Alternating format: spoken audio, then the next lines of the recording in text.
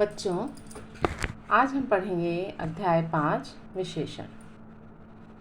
जैसा कि नाम से प्रतीत हो रहा है कि विशेषण क्या करते हैं, विशेषता बताते हैं। अब प्रश्न ये पैदा होता है कि विशेषता किसकी बताते हैं। तो यह एक कमरा है, कमरे में मेज़ और कुर्सी रखी हुई है। कुर्सी पर बैठकर एक लड़की पढ़ रही है, वह मेहनती है। मेज़ पर 5 पुस्तकें रखी हुई हैं, गिलास में थोड़ा पानी है, एक चौकोर प्लेट में मीठे बिस्किट रखे हुए हैं। अब आप देख रहे होंगे इनमें कुछ नीले शब्द दिखाई दे रहे हैं हमें, रंगीन। तो ये शब्द विशेषण है, ठीक है। जैसे एक, मेहनती, 5, थोड़ा, चौकोर, मीठे। तो ये जो है ये विशेषता किसकी बता रहे हैं, संज्ञा की। जैसे कमरा है तो वो एक है, लड़की संज्ञा है, एक है, और उसका गुण क्या है, उसकी विशेषता क्या है कि वो मेहनती है। पुस्तकें, मेज़ पर कितनी पुस्तकें रखी हैं, 5 रखी हैं। ग्लास में पानी है तो कितना है, थोड़ा। तो ये विशेषता है ना। ये जो है किसकी विशेषता बता रहे हैं, ये शब्द कमरा, लड़की, वह, पुस्तकें, पानी, प्लेट और बिस्किट, ये जो है इसकी विशेषता बता रहे हैं। ये शब्द एक, मेहनती, 5, थोड़ा और चौकोर और मीठे, है ना, इनकी विशेषता बताई। ये विशेषण शब्द है। विशेषता किसकी बता रहे हैं, विशेषता बता रहे हैं कमरे की, लड़की की, वह, पुस्तकें, पानी, प्लेट और बिस्किट की। तो कहने का अर्थ ये हुआ कि संज्ञा या सर्वनाम शब्दों की विशेषता बताने वाले शब्द जो हैं वो विशेषण कहलाते हैं। अब कैसा, कैसे, या, कितना, कितने लगाकर विशेषण शब्दों की पहचान की जा सकती है। कौन कौन से शब्द, कैसा, कैसे, या, कितना। नहीं, कैसा, कैसे, कितना और कितने।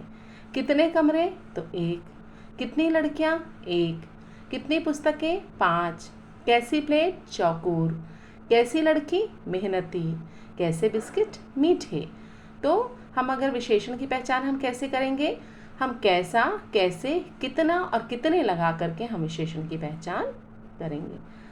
अब जो विशेषता बताते हैं तो वो तो विशेषण कहलाते हैं, लेकिन जिसकी विशेषता बताई जा रही है वो विशेष्य कहलाते हैं। जैसे बड़ा कमरा, तो बड़ा तो विशेषता हो गई और कमरा जो है वो विशेष्य हुआ। एक लड़की में एक तो विशेषता हो गई और जो लड़की है वो विशेष्य हुआ। तो जिसकी विशेषता बताई जा रही है वो विशेष्य कहलाते हैं। अब आगे हम देखते हैं कि विशेषण के कितने भेद होते हैं। तो विशेषण के 4 भेद हैं, गुणवाचक विशेषण, संख्यावाचक विशेषण, परिमाणवाचक विशेषण और सार्वनामिक विशेषण।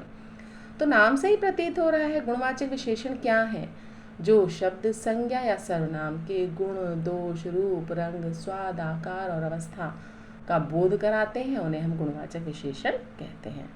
बगीचे में रंग बिरंगे फूल खिले हैं, कैसे फूल खिले हैं, तो रंग बिरंगे। वह ईमानदार व्यक्ति है, वो कैसा व्यक्ति है, ईमानदार। बूढ़ा आदमी झुककर चल रहा है, कैसा आदमी, तो बूढ़ा। तो गुणवाचक में क्या है, गुणवाचक विशेषण, जो शब्द संज्ञा या सर्वनाम के गुण, दोष, रूप, रंग, स्वाद, आकार और अवस्था का बोध कराते हैं, उन्हें गुणवाचक विशेषण कहते हैं। ये कुछ उदाहरण नीचे दिए हुए हैं। अब उसके बाद है संख्यावाचक। तो संख्यावाचक स्वाभाविक सी बात है कि संख्या का बोध कराते होंगे। तो जो शब्द संज्ञा या सर्वनाम की संख्या का बोध कराते हैं उन्हें संख्यावाचक विशेषण कहते हैं। जैसे इंद्रधनुष में 7 रंग होते हैं। समीना 5वीं कक्षा में पढ़ती है, पेड़ पे 2 चिड़िया बैठी हैं, तो 7, 5वीं और 2 इस संख्या का बोध करा रहे हैं, है ना। और संख्या किसकी, संज्ञा और सर्वनाम की, इसलिए ये संख्यावाचक विशेषण है। इसके भी 2 भेद हैं, एक तो निश्चित संख्यावाचक और अनिश्चित संख्यावाचक। निश्चित संख्यावाचक में जैसे इंद्रधनुष में 7 रंग होते हैं तो 7 क्लियर है, निश्चित है, तो ये निश्चित संख्यावाचक है। अब जैसे मैं पेड़ पर कुछ लड़कियां बैठी हैं, तो कुछ लड़कियां, माफ कीजिए, पेड़ पर कुछ चिड़िया बैठी हैं, तो कुछ चिड़िया में 2 भी हो सकते हैं, 4 भी हो सकते हैं, 8 भी हो सकते हैं, 10 भी हो सकते हैं। तो यहाँ अनिश्चय की स्थिति है, इसलिए यहाँ पर अनिश्चय संख्यावाचक विशेषण होगा। तो जैसा नाम से है, निश्चित संख्या में निश्चित संख्या का होगा और अनिश्चित संख्या में अनिश्चित संख्या का बोध होगा, ठीक है। अब इसके बाद हम देखते हैं परिमाण। तो परिमाण किसको कहते हैं, नाप तौल को परिमाण कहते हैं। भाई संख्या जो है वो तो हम गिन सकते हैं, है ना। संख्या तो जैसे कोई वस्तु वगैरह है उसकी है ना गिनी जा सकती है, व्यक्ति है उसकी, फल, ये सब गिने जा सकते हैं। लेकिन जहाँ नाप तौल की बात आती है तो जो विशेषण शब्द वस्तु की मात्रा या माप तौल के बारे में बताते हैं उन्हें हम परिमाणवाचक विशेषण कहते हैं।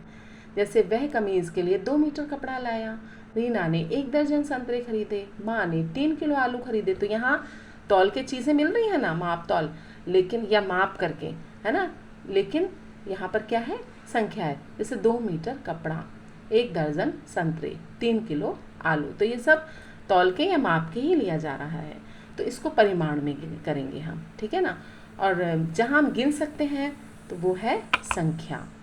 अब इसमें भी निश्चित परिमाण और अनिश्चित परिमाण है। तो जहाँ पर जैसे कि है ना कि 2 मीटर, तो यहाँ पर निश्चित है कि 2 मीटर, 1 दर्जन संतरे तो 1 दर्जन, 3 किलो आलू, तो यह निश्चित है ना परिमाण। लेकिन अब जैसे कि ग्लास में थोड़ा पानी है, तो थोड़ा पानी तो उसको हम माप नहीं सकते, तो यहाँ पर थोड़ा पानी अनिश्चित परिमाणवाचक। मुझे ज़्यादा दूध पीना है, तो मुझे पाव भर दूध पीना है, 100 ग्राम दूध पीना है, आधा किलो दूध पीना है, तो ये होता तो यहाँ निश्चित परिमाण होता, लेकिन मुझे ज़्यादा दूध पीना है, तो यहाँ मात्रा बताई जा रही है अनिश्चित मात्रा, इसलिए यहाँ पर अनिश्चित परिमाणवाचक विशेषण है। उसके बाद है सार्वनामिक विशेषण।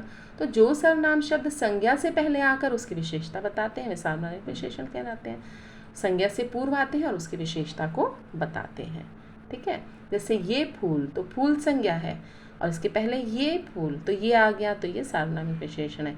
यह कमरा, तो यह है, कमरा के पहले कमरा सर्वनाम है, उसके पहले संज्ञा है, उसके पहले ये आ गया, तो ये सार्वनामिक विशेषण है। हमारा घर, तो घर के पहले क्या आ गया, संज्ञा के पूर्व सर्वनाम आ जाता है, ठीक है। तो ये सार्वनामिक विशेषण, और वो संज्ञा की विशेषता बताता है। यहाँ पर सार्वनामिक विशेषण में क्या होता है कि सर्वनाम जो है वो संज्ञा से, वैसे तो पहले संज्ञा आती है ना, तो यहाँ पर लेकिन संज्ञा से पूर्व सर्वनाम आ जाता है और संज्ञा की विशेषता बताता है, इसलिए उसको सार्वनामिक विशेषण कहते हैं।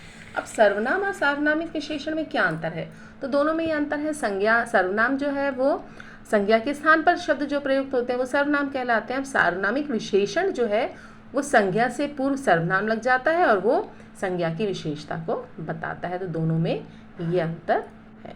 क्लियर हो गया। तो अब एक आता है प्रविशेषण। तो प्रविशेषण होता है जो विशेषण की भी विशेषता बताए। जैसे कि दूध ज़्यादा गर्म नहीं है, तो गर्म तो विशेषता है कि दूध की गर्म नहीं है, लेकिन ज़्यादा, तो यहाँ पे जो ज़्यादा है वो विशेषण की भी विशेषता बता रहा है, इसलिए ये प्रविशेषण है। तो हमने क्या जाना, हमने जाना कि विशेषण किसे कहते हैं, विशेषण की क्या परिभाषा है, विशेषण के बारे में आपने जाना। फिर आपने जाना कि विशेष्य किसे कहते हैं। फिर आपने जाना कि विशेषण के कितने भेद हैं, तो विशेषण के 4 भेद हैं, गुणवाचक विशेषण, संख्यावाचक विशेषण, परिमाणवाचक विशेषण और सार्वनामिक विशेषण। और आपने जाना सर्वनाम और सार्वनामिक विशेषण में अंतर। तो मुझे उम्मीद है कि आपको ये अच्छी तरह से समझ में आया होगा। कल हम इसके प्रश्नोत्तर करेंगे।